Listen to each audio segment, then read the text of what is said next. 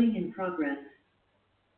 चलो भाई, तो देखो लास्ट क्लास में आरएस पूरा कंप्लीट हो गया था आप लोगों का, है ना। तो आज double chiral centre containing compounds का डिस्कशन करते हैं, राइट। तो हाँ किया था, बस आरएस निकाला था ना। आज उसमें ये देखना है कि कौन से मॉलिक्यूल ऑप्टिकली एक्टिव हैं, कौन से इनएक्टिव। लिखो, क्वेश्चन लिखो। Assign the RS configuration about all the chiral centers. Assign RS configuration about all the chiral centers, and also figure out if the molecule is optically active or inactive. If the molecule is optically active or inactive. देखो बेटा, मैं आपको दे रहा हूँ Fisher projection, नहीं दे रहा हूँ, ठीक है। तो ये मॉलिक्यूल, इस मॉलिक्यूल को देखो ध्यान से।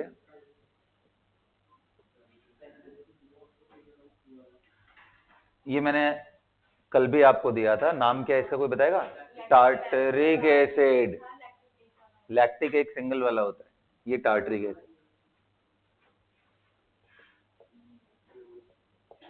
राइट। टार्टरिक एसिड आ रहा है बात समझ में? अच्छा, टार्टरिक एसिड के देखो 3 फॉर्म है बेटा।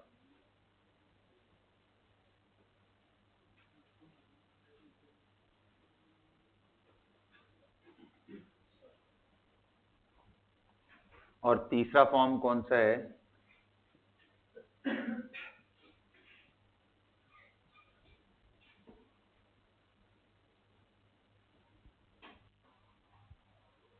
समझ गए? अब ये तीनों में आप ऊपर वाले सेंटर और नीचे वाले सेंटर का आप आरएस कॉन्फ़िगरेशन निकालो, और ये भी आइडेंटिफाई कौन इनमें से ऑप्टिकली एक्टिव है और कौन इनएक्टिव। कैसे पहचानते हैं ऑप्टिकली एक्टिव है या इनएक्टिव? ऑप्टिकली एक्टिव और मिक्सचर नहीं दिया ना, I have just given you 3 different molecules of tartaric acid. What, क्या हुआ? मेरी बात ध्यान से सुनो, आरएस से इंपॉर्टेंट नहीं है वो, तो चलो एक तरीका हुआ देखने का। मुझे चाहिए एकदम बेसिक वाला मेथड कि पीओएस है क्या, सीओएस है क्या, मेरे को ये चाहिए। अब आप सोच करके अच्छे से पहले करो, बोलना नहीं है, पहले पूरा खत्म करो, उसके बाद करते हैं, ठीक है। What is tartaric acid? COOH and then CHOH, again CHOH and then COOH। करिए इसको।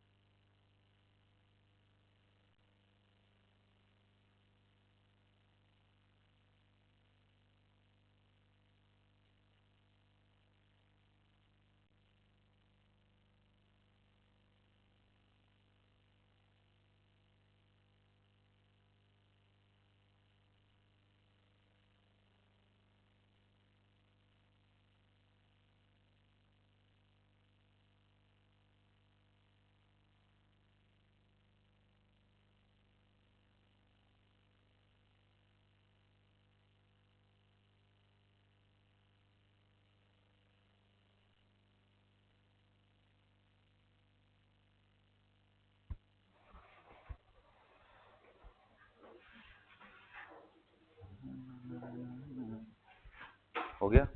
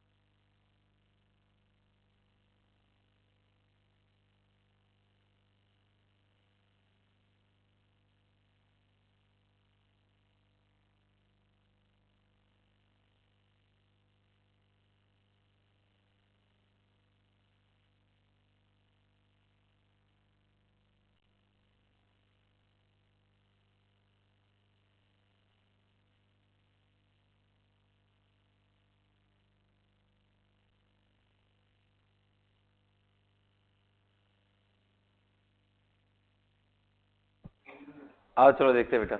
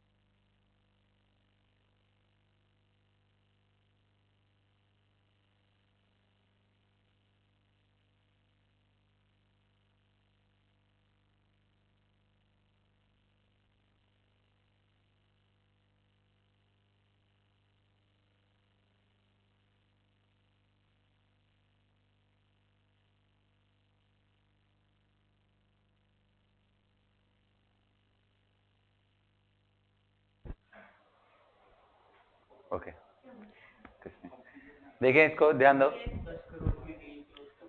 हाँ, नंबर 1, नंबर 2, नंबर 3, रिलैक्स, ये हो गया 4। 4 हमारा कहाँ है? आउट, इधर हॉरिजॉन्टल पे जो भी रहता है वो क्या है? Outside of the plane.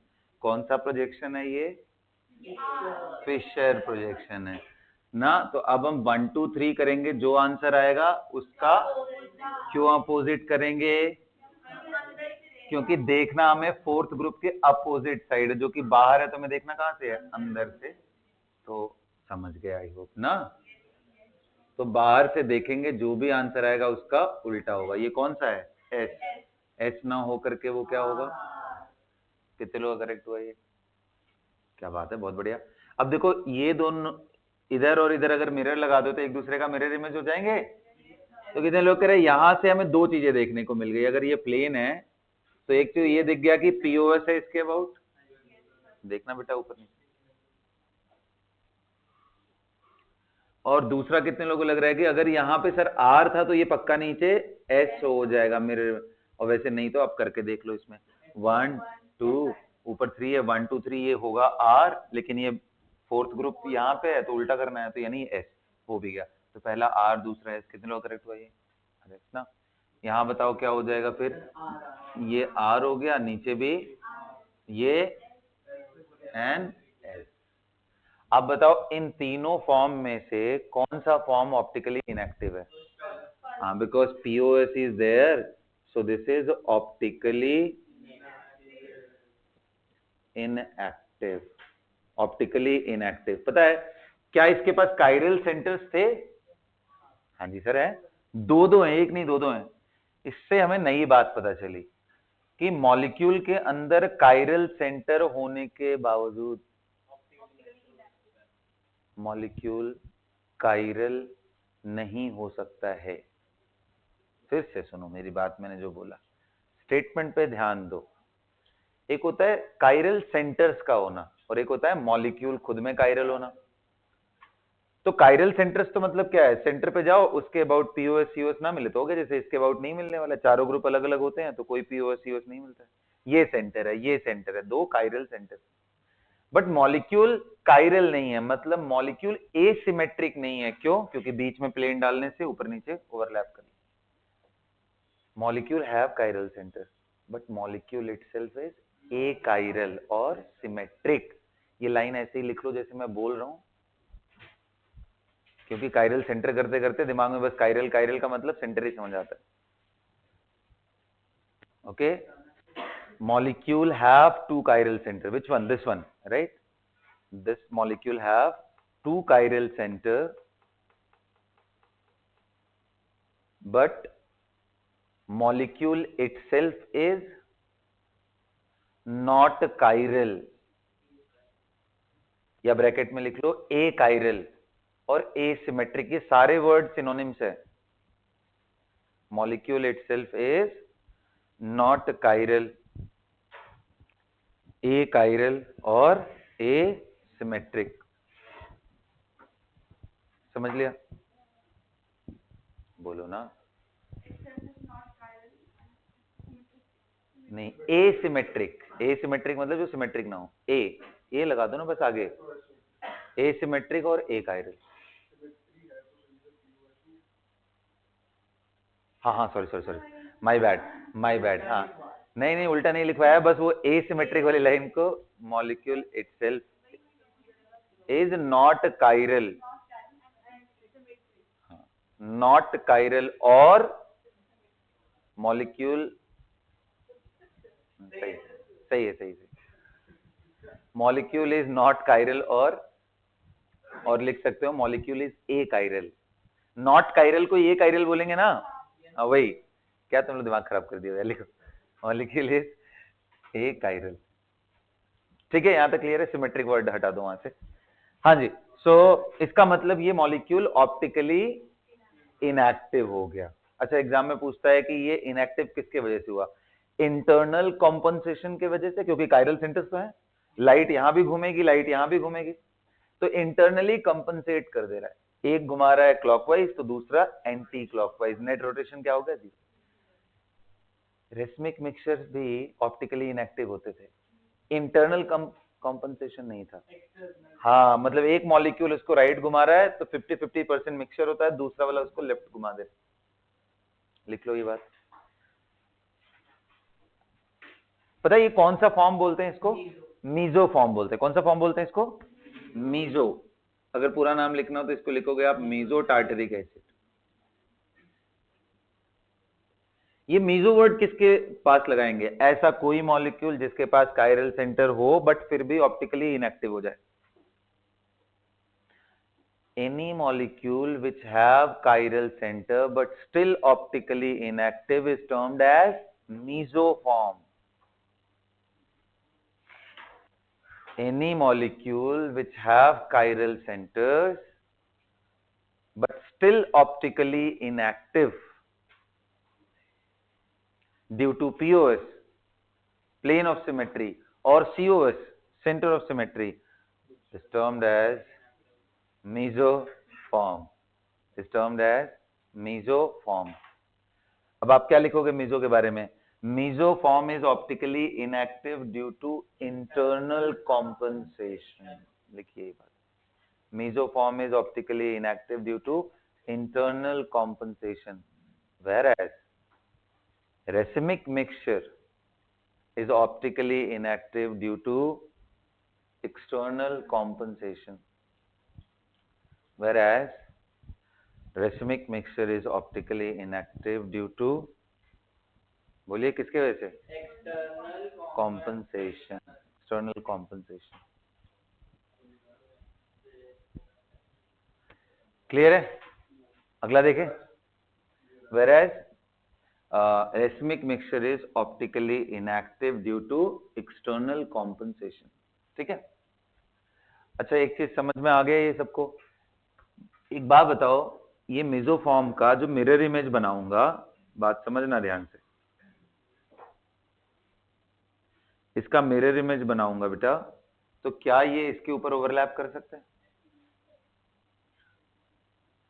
Will it be superimposable और non superimposable mirror image? बोलना बेटा। अब ये देखो कॉन्ट्राडिक्टरी बात हो गई, क्योंकि हमने पढ़ा था कि जो ऑप्टिकली एक्टिव होता है, जिसके पास पीओएस सीओएस नहीं होता है, सिर्फ उसी का mirror image non super imposable होता है। ये तो मेसोफॉर्म है, इसका मतलब ये दोनों अलग अलग नहीं, दे आर आइडेंटिकल। बिल्कुल आइडेंटिकल है, ये अलग अलग है ही नहीं, दे आर आइडेंटिकल। आ रहा है बात समझ में? अब कहोगे सर इसको दिखाओ कैसे आइडेंटिकल हुआ, ये तो नीचे था, ये बाहर था, कैसे आप इसको सुपर इम्पोज करा दोगे? समझाओ जरा भाई, क्योंकि देखो ऐसे जब तक नहीं बनाएंगे हमें दिखेगा ही नहीं ना, ये प्लेन में थोड़ी ना है, आपको मालूम है ना, इनमें सिर्फ ये बीच वाला बॉन्ड ही प्लेन में है, बाकी तो वर्टिकल लाइन, बैक लाइन, ये लाइन, फ्रंट लाइन है। तो क्या इसको उठा के इस पे रख लेने से ओवरलैप कर रहा है? नहीं कर रहा है सर। लेकिन इंटरेस्टिंग है, देखो अगर इस मॉलिक्यूल को ऐसे होल्ड करो और पूरा ऐसे 180 डिग्री पलट दो, पकड़ो ना इसको अच्छे से, मैं कुछ बॉन्ड नहीं तोड़ रहा हूं, मैं मॉलिक्यूल को ऐसे पकड़ा और ऐसे पूरा घुमा दिया 180 degree. About this point 180 degree घुमाने से ये अब बिल्कुल वैसा हो जाएगा जैसे ये, तो अब ओवरलैप कर लेगा। भाई ओवरलैप करना है घुमाने फिराने से, बिना बॉन्ड तोड़े अगर ओवरलैप हो जा रहा है तो मतलब ये दोनों अलग अलग फॉर्म नहीं है, दे आर आइडेंटिकल। सिमिलर भी नहीं है, आइडेंटिकल या होमोमर, समझ गए? तो ये होमोमर है, इसको बोलते हैं identical form. They are superimposable, लिख लेना, दे आर सुपर इम्पोजिबल। तो इसलिए मीजोफॉर्म का कभी मिरर इमेज बना के काउंट मत करना कि ये आइसोमर अलग है, ये आइसोमर अलग है, ना ना ना, ये दोनों सेम ही आइसोमर है। आगे बात समझ में? अच्छा ये देखो, ये ऑप्टिकली एक्टिव है बेटा, देखो ये ऑप्टिकली एक्टिव है क्या? ना बोलो, क्या ये दोनों ऑप्टिकली एक्टिव है? चलो आरएस से तो समझ में आ रहा है, ये भी आ रहा है, ये भी क्लॉकवाइज घुमाए, ये भी क्लॉक। लेकिन अगर इस मॉलिक्यूल को देखो तो कितने लोग बोलेंगे सर इसमें तो सीओएस है, चेक करो सर, इधर देखो आ रहा है ओएच, इधर देखो ओएच, इधर देखो एच आ रहा है, इधर एच आ रहा है, ऊपर गए तो सीओएच मिल रहा है, नीचे गए तो सीओएच, तो सीओएच हो गया इसमें तो, मतलब इसके अंदर सीओएच, बोलो ना, है या नहीं है, बोलो, सीओएस है या नहीं, जल्दी बोलो।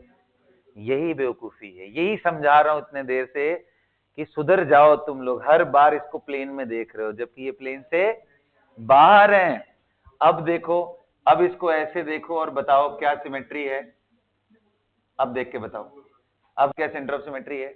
इस सेंटर से बाहर की तरफ आने से ओएच आया, तो पीछे जाकर के अंदर ओएच मिलना चाहिए, क्या अंदर ओएच है? ये बार बार बोल रहा हूं कि बेटा ये 3D है, इमेजिनेशन में लेके आओ, नहीं लेके आओगे तो ये सब एक दूसरे में मिक्स हो जाएगा। Stereo isomerism is a 3 dimensional thing. आप मॉलिक्यूल को रोक करके सोचोगे नहीं तो गलत हर बार होगा, मतलब सीओएस नहीं है, पीओएस है ही नहीं। लास्ट क्वेश्चन, ये एक्सिस जो मैं ऐसे दिखा रहा हूं आपको, which is perpendicular to this, क्या एक्सिस ऑफ सिमेट्री है इसमें? क्या एक्सिस ऑफ सिमेट्री है? अच्छे से सोचना, बिल्कुल है। 180 डिग्री घुमा के देखो, बिल्कुल ऐसे ही बन जाएगा। तो 360 आने में 2 बार ही हुआ है, मतलब C2 एक्सिस ऑफ सिमेट्री। तो क्या ये ऑप्टिकली एक्टिव हुआ, बोलो? C2 तो है इसके पास, C2 एक्सिस ऑफ सिमेट्री, बिल्कुल सही कि सर एक्सिस ऑफ सिमेट्री का कोई लेना देना नहीं है मॉलिक्यूल के काइरल होने से। मॉलिक्यूल काइरल सिर्फ पीओएस एंड सीओएस नहीं है तो ही हो जाएगा। इतनी बड़ी बात मैंने बता दी, दिमाग में कंफ्यूजन बिल्कुल नहीं रहना चाहिए, एकदम अच्छे से बिठा के रख लो, ठीक है? So this molecule is optically active everybody, and ये इसका मिरर इमेज है, ये भी एक्टिव है, और ये दोनों भाई को क्या बोलेंगे? इनैंशियोमर। तो कहानी का जो क्रक्स है वो क्या है कि tartaric acid have 3 stereo isomer. How many isomer? 3 stereo isomer. One of them is optically inactive, known as mesoform, and 2 of them are optically active and they are enantiomers. कहानी ऐसी लिख लीजिए जैसे मैंने बताया, जल्दी करिए।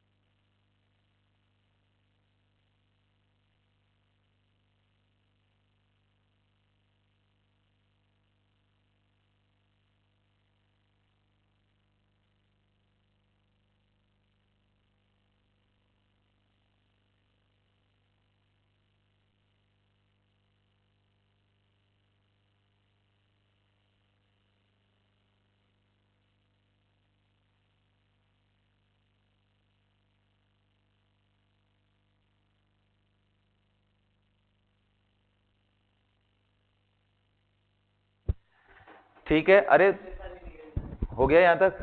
चलो अब अगला एक क्वेश्चन देता हूं, वहां पे भी निकालो। कर लिया?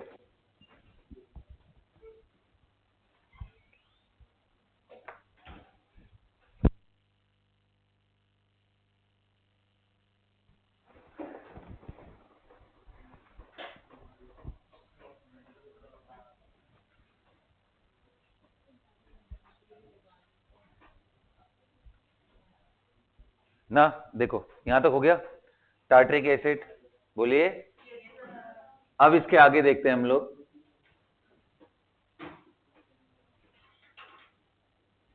बहुत ही इंटरेस्टिंग मॉलिक्यूल दे रहा हूं, will see right if you guys can do it. चलो एक देता हूं, आसान है। COOH, नीचे CHOH, नीचे फिर CHOH, और यहां मैं दे दे रहा हूं COOCH3। अब देखो सिमेट्रिकल नहीं है ऊपर नीचे, तो इसके कितने स्टीरियो आइसोमर होंगे और सभी के कॉन्फ़िगरेशन आप बनाओ। पहले तो बताओ कितने स्टीरियो आइसोमर होंगे, सोच के।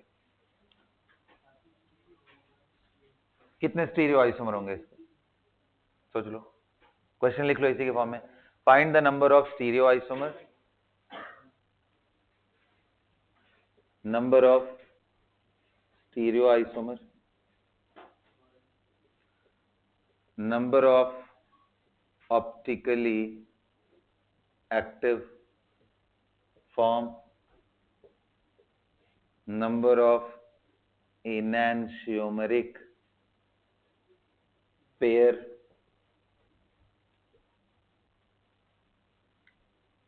number of mesoform,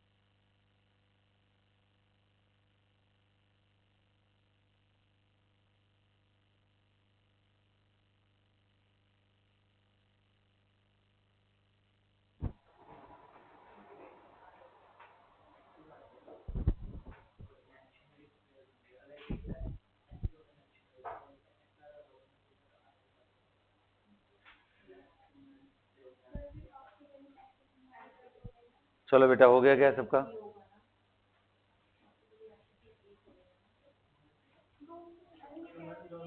बच्चा पार्टी हो गया। आइए देखते हैं क्या आएगा इसका। आरएस कॉन्फ़िगरेशन में निकाल लिया है। तो देखो COOH एंड देन फिर फिशर में मैं OH। अभी ये बताओ कितने लोग ये समझ रहे हो कि सर ये फॉर्म ऑप्टिकली एक्टिव होगा? हम्म, ये ऑप्टिकली एक्टिव होगा, मतलब इसमें POS नहीं है, COS भी नहीं है, तो ऑप्टिकली एक्टिव हुआ नहीं कि इसका दूसरा फॉर्म मिल जाएगा, non super imposable mirror image. यहां तक क्लियर है सबको?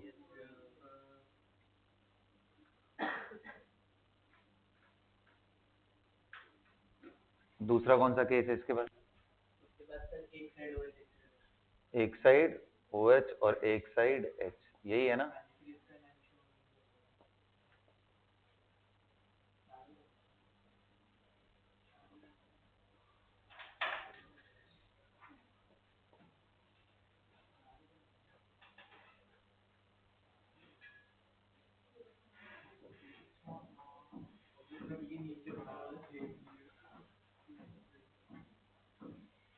तो कितने आंसर आएंगे इसके? स्टीरियो आइसोमर 4 आया, ऑप्टिकली एक्टिव चारों के चारों, एनान्शियोमेरिक पेयर 2 बनेगा, मेसोफॉर्म 0। यहां तक क्लियर हो गया? ध्यान रखना बेटा, स्टीरियो आइसोमर जब भी बोलते हैं, स्टीरियो आइसोमर का मतलब होता है टोटल आइसोमर which includes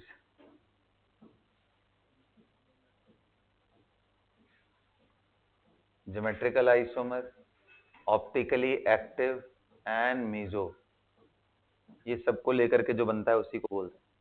तो याद करो, स्टीरियो जब भी वर्ड हम यूज करते हैं उसके अंदर ब्रांचिंग है, ज्योमेट्रिकल, ऑप्टिकल, सारे है ना? तो स्टीरियो आइसोमर कभी भी बोले तो अगर ज्योमेट्रिकल भी बन रहा हो तो उसको भी देखेंगे, ऑप्टिकल बन रहा हो तो।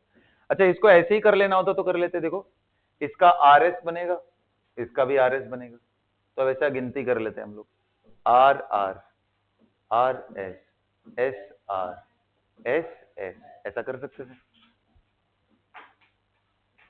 ये सुनो, क्योंकि ये RS और SR ये सब सेम नहीं है, क्योंकि ऊपर नीचे सिमेट्रिकल ग्रुप्स नहीं है, इसलिए सब बिल्कुल वैसे जैसे देखो EZ वाले में कर रहे थे हम लोग। आ गया क्या समझ में? चलिए अगला क्वेश्चन देता हूं, करेंगे, बहुत ही इंटरेस्टिंग है वो। मिटा दो इसको। अच्छा, कितने लोग करेक्ट हुआ भाई? हाथ तो इसमें क्या गड़बड़ हुआ अभिषेक? कौन से दोनों रह गए थे?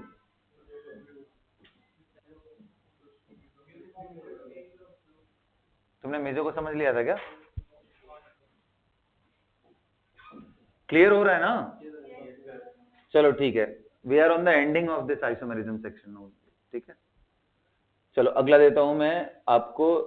ऐसा आइसोमर, मतलब ऐसा मॉलिक्यूल जिसमें एक नहीं, दो नहीं, तीन तीन स्टीरियो सेंटर आपको देखने को मिले। इसके टोटल आइसोमर्स ड्रॉ करिए, total stereoisomer, and identify mesoform. Do it, do it, do it, do it.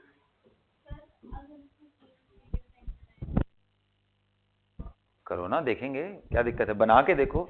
Meso का मतलब क्या हुआ? ऐसा फॉर्म जिसमें कायरल सेंटर है बट फिर भी।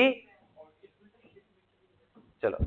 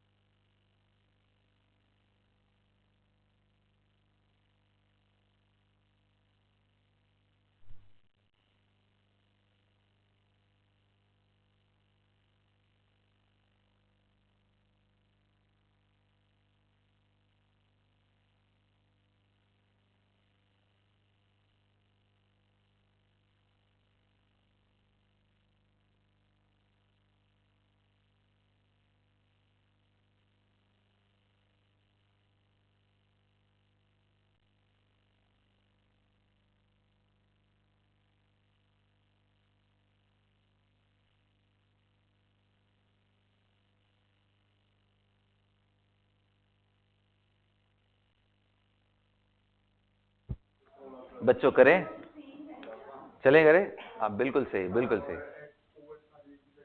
देखते हैं कौन सही होता है।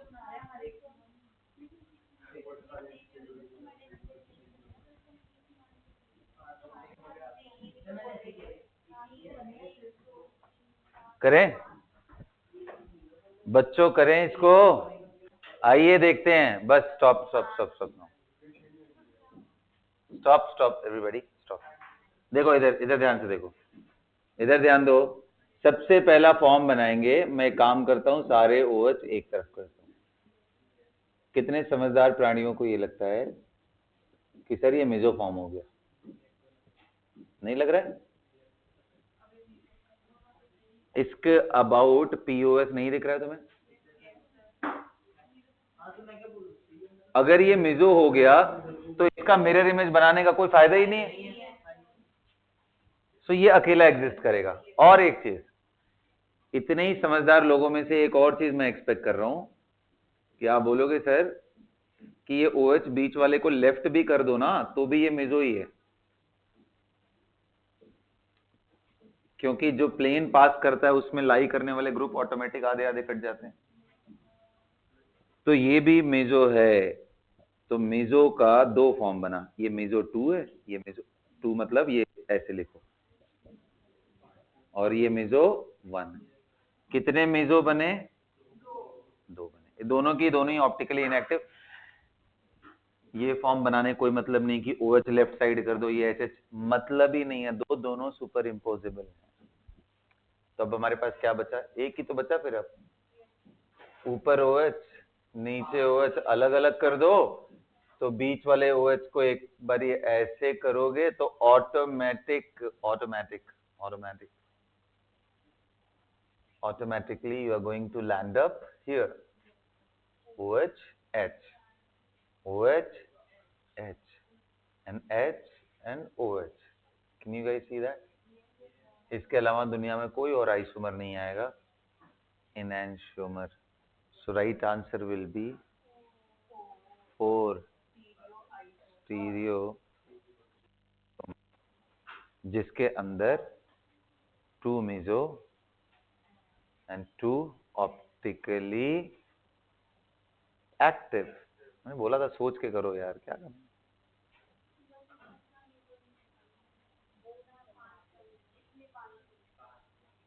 मुझे लग रहा है कि पक्का इनमें से किसी का मिरर इमेज आपने जोड़ लिया होगा अपने में।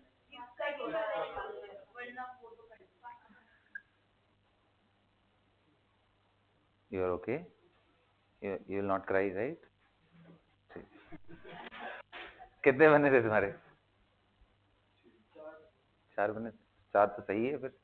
मतलब ये 4 नहीं बने थे, मेरे को लग रहा है तुम्हारे शक्ल देख करके तो यही लग रहा है कि ये 4 नहीं बने। चलो तो ठीक। कितने बनाए थे तुम्हारे? इसके भी मिरर इमेज बना लिए थे क्या?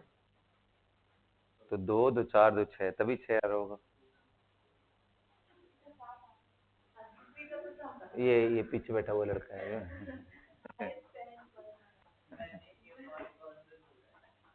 देखो उसको। एकदम बेशरम हो चुका है ये लड़का, मैं बता। चलो ठीक है, हो गया खत्म। हाँ, अब आ जाओ। बहुत ही इंटरेस्टिंग चीज कराता हूँ। स्टीरियो आइसोमर में अब दोनों को जोड़ देते हैं। ज्योमेट्रिकल एंड ऑप्टिकल दोनों सेंटर लिखता हूँ, हेडिंग डालो और ऐसे ही लिखना है। Molecules having both geometrical as well as, हाँ जी, both geometrical as well as optical centre.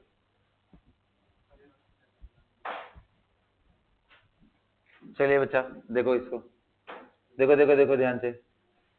तो मैं आपको एग्जांपल दे रहा हूं, देखो ध्यान से। CH3 CH double bond CH and guys focus here,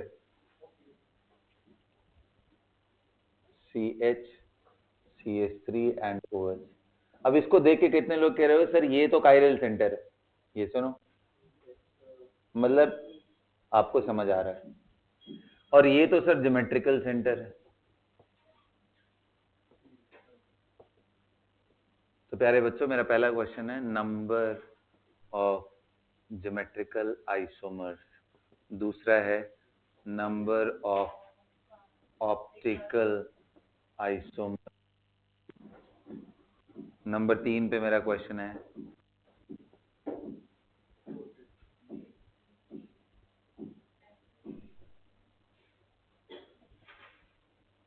आइए।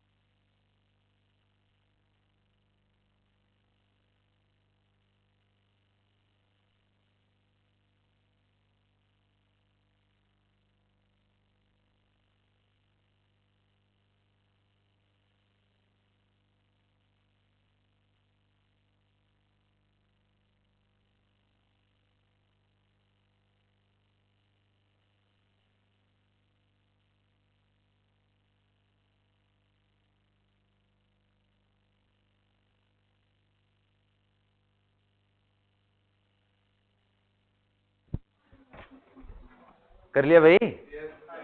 क्या है आंसर बताइए।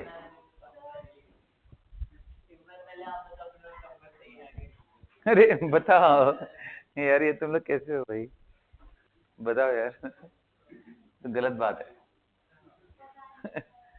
आओ चलो देखते हैं, देखो। वैसे मेरे ख्याल से अच्छा एक एक बात करते हैं। पहले बताओ ज्योमेट्रिकल कितने मिले? 2 मिले या 4 मिले? बोलो तो सही जो भी आ रहा है। देखो हमने ज्योमेट्रिकल पूरा खत्म किया है बेटा, तो जितनी बातें मैंने आपको समझाई थी उसके अलावा कुछ नहीं लगने वाला ज्योमेट्रिकल में। कहने का मतलब ये भी है कि ज्योमेट्रिकल आइसोमर जब काउंट कर रहे हो उसमें ऑप्टिकल सेंटर्स का कोई लेना देना ही नहीं। तो ज्योमेट्रिकल आइसोमर सिर्फ दो आएंगे। घबरा इसलिए गए तुम लोग क्योंकि देखो इसका सिर्फ यही बनने वाला है। ये बल्कि एक बड़ा पॉपुलर सा स्टेटमेंट भी है कि there is no effect of optical centres on geometrical isomers. Reason समझ रहे हो क्यों? क्योंकि ये 3 डायमेंशनल होता है ना, आप इसको आर के बजाय एस भी कर दोगे तो भी डिस्टेंसेस हर एक जगह से वही रहने वाले हैं। याद करो ना, कन्फर्मर घुमा घुमा के बच्चे करेंगे तो। और ज्योमेट्रिकल आइसोमर डिफर्स इन relative distance between two atoms और ग्रुप ऑफ एटम्स, यही था ना। तो इसलिए ज्योमेट्रिकल आइसोमर अगर काउंट करना हो तो ये भूल जाओ कि उसमें ऑप्टिकल सेंटर्स भी हैं। चुपचाप जैसे ज्योमेट्रिकल करते थे वैसे ही कर लो। तो आंसर क्या आ गया? Geometrical isomer 2। एक ये बनेगा, दूसरा कौन सा बनेगा? That's it only, geometrical isomer 2। Now coming to optical isomer. अब कितने लोग कह रहे हैं कि सर ये सेंटर तो कायरल है, तो एक कायरल हो गया, इससे चारों ग्रुप अलग अलग हैं। अब कितने लोग कह रहे हैं ग्रुप वाइज सर सिस और ट्रांस तो अलग अलग होता है क्योंकि इनकी फिजिकल प्रॉपर्टीज भी अलग अलग होती है। मतलब ये है कि इसके अराउंड हमें आरएस मिलेगा वो अलग होगा और इसके अराउंड जो आरएस मिलेगा वो अलग होगा। तो ऑप्टिकल आइसोमर कितने हैं? 4। चारों एक्टिव हैं, कोई इनएक्टिव। अरे एक ही कायरल सेंटर कब इनएक्टिव होने लगा? आ गया बात समझ में? तो फाइनल आंसर हमारा क्या आएगा? नहीं जी, answer will be 4 only. Stereoisomer. Stereoisomer कितना आएगा? 4 ना। अरे आर एस जब कर रहे हो तो ये सिस तो इंक्लूडेड है ना उसमें, आर एस कर रहे हो तो ट्रांस इंक्लूडेड, तो कैसे जोड़ कैसे दोगे भाई? 6 कैसे बनाओगे? 6 बोलने का मतलब क्या है? 6 अलग अलग स्ट्रक्चर्स दिखने चाहिए, फिर हमें कहां मिल रहे हैं? नहीं मिल रहे ना, तो आंसर विल बी 4। तो ये गलती क्या होता है, सब ऐसे जोड़ते हैं, geometrical plus optical is equal to stereo. ये नहीं करना है, ये करना ही नहीं है। समझ आया? तो राइट आंसर इज 4। ये कर लो, बहुत इंपॉर्टेंट एग्जाम्पल। ठीक है, चलो एक और क्वेश्चन देता हूं, अभी करना है। देखो यहां पे CH3 and CH3, same question repeat कर दो।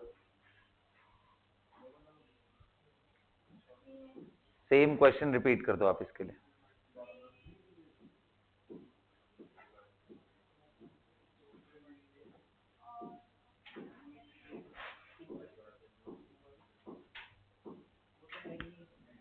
देखो अब कितने लोग कह रहे हो कि सर इसमें देखो एक तो बनेगा सिस और एक बनेगा ट्रांस। मेरी बात ध्यान से सुनो भाई, एक बनेगा सिस और एक बनेगा ट्रांस। अभी कितने लोग कह रहे हैं सिस वाला तो मेजो होगा क्योंकि यहां पीओएस है इसके अबाउट, और ट्रांस वाला पीओएस नहीं है तो इसका एक मिरर। तो मतलब हमारे पास कितने आ गए आंसर? 3। एक meso, 2 optically active. This includes everything, geometrical and optical both. अगर कोई आपसे ज्योमेट्रिकल पूछे तो चुपचाप cis and trans, that's it. Optical isomer पूछे तो बोलोगे एक मेजो और 2, हाँ दो, 2 फॉर्म जो आ रहे हैं वो ऑप्टिकली एक्टिव हैं, विच आर ऑब्वियसली इन एंशियोमर। तो ये कंबाइंड एग्जांपल है स्टीरियो आइसोमर के। टोटल स्टीरियो आइसोमर कितने हुए? 3 ओनली। एक ये, दूसरा ये और इसका मिरर। हाँ मोस्टली तो वही आ रहा है क्योंकि उसमें ज्योमेट्रिकल सेंटर का फर्क पड़ता है। ऑप्टिकल आइसोमर में ज्योमेट्रिकल सेंटर्स का फर्क पड़ता है। देखो तब ऐसे क्वेश्चन को क्रैक कैसे करना है? सबसे सिंपल स्ट्रेटजी है, first draw all the possible geometrical isomer. सुन रहे हो मेरी बात? सबसे पहले क्या करना है? ज्योमेट्रिकल आइसोमर बनाना है और हर ज्योमेट्रिकल आइसोमर में चेक करना है क्या यहाँ पे पीओएस सीओएस है। अगर है तो वो मेसोफॉर्म है, नहीं है, नहीं है तो मतलब ऑप्टिकली एक्टिव है। तब उसके आरएस कॉन्फ़िगरेशन चेंज करते चले जाओ, उस हिसाब से बनता चला जाएगा। तो इसलिए पहले ज्योमेट्रिकल ड्रॉ करते हैं, उल्टा काम नहीं करते कभी भी, पहले ज्योमेट्रिकल एंड देन। क्योंकि अगर उल्टा कर लोगे तो ये आरएस बना लिए, उससे क्या ही फर्क पड़ा? तो आपको लगेगा ऑप्टिकल 2 ही है, जबकि गलत हो गया। इधर सिस बना तो अलग आरएस होगा, ट्रांस बना तो अलग। इसलिए हमेशा ज्योमेट्रिकल पहले। यहाँ पे भी देखो मैंने ज्योमेट्रिकल पहले ड्रॉ किया, सिस एंड ट्रांस। फिर मैंने चेक किया क्या ये ऑप्टिकली एक्टिव है, नहीं था। ये ऑप्टिकली एक्टिव है, हाँ जी, तो इसका मैंने मिरर इमेज बना दिया। बस मिरर इमेज ही तो एक्स्ट्रा बढ़ता जाएगा, और क्या बढ़ेगा हर फॉर्म में। Is that clear? तो आज का लास्ट टॉपिक है बेटा डाइस्टीरियोमर, एंड ये डेफिनेशन ही है, कुछ है ही नहीं इसमें। What is diastereomer? तो देखो, बोलते हैं stereo isomer which are not the mirror image of each other. Diastereomer किसको बोलते हैं? ऐसे स्टीरियो आइसोमर का पेयर जो मिरर इमेज ना हो। तो मिरर इमेज को क्या बोलेंगे? तो मिरर इमेज वाले स्टीरियोमर तो मैंने आपको समझाया था, अगर ऑप्टिकली एक्टिव है तो वो इनैंशियोमर होता है। कहने का मतलब ये है कि ये और ये form, this and this are diastereomer. ये और इसके जो मिरर इमेज था वो ना, ये और ये इनैंशियोमर्स थे, ये तो इसका मिरर इमेज नहीं हुआ ना, तो डाइस्टीरियोमर है। समझ आया? लिखो डाइस्टीरियोमर लिखो। हाँ समझा रहा हूं, पहले लिखो डेफिनेशन पे समझा रहा हूं। पेयर ऑफ स्टीरियो आइसोमर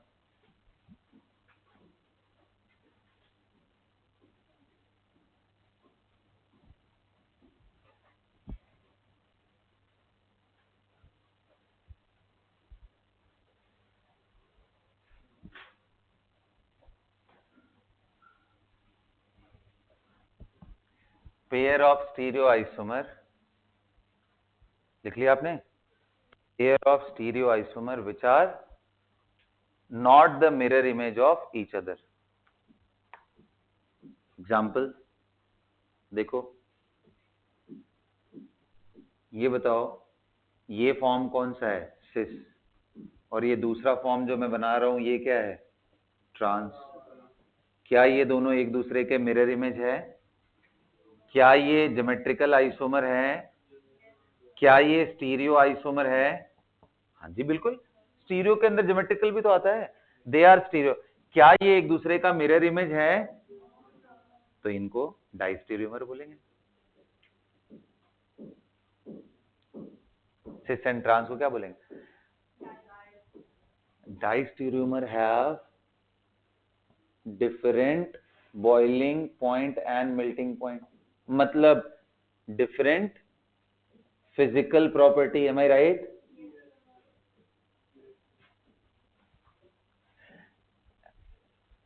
ऐसे ही अभी देखो, जो हमने अभी टार्ट्रिक एसिड बनाया था, टार्ट्रिक एसिड में एक तो था ये फॉर्म बेटा, और दूसरा फॉर्म कौन सा था? जो डेक्स्ट्रोलिवो का था।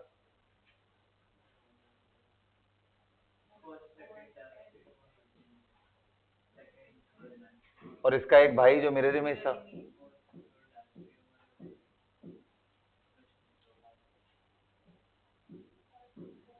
तो कितने लोग कह रहे ये तो इनैंशियोमर, लेकिन ये दोनों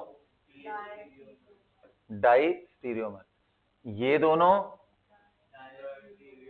बस कितना सिंपल है। ये इसका ना तो मिरर इमेज है, ना तो ये इसका मिरर इमेज है, तो स्टीरियो आइसोमर है, लेकिन ये ऑप्टिकल आइसोमर है, तो ये डाइस्टीरियोमर होगा।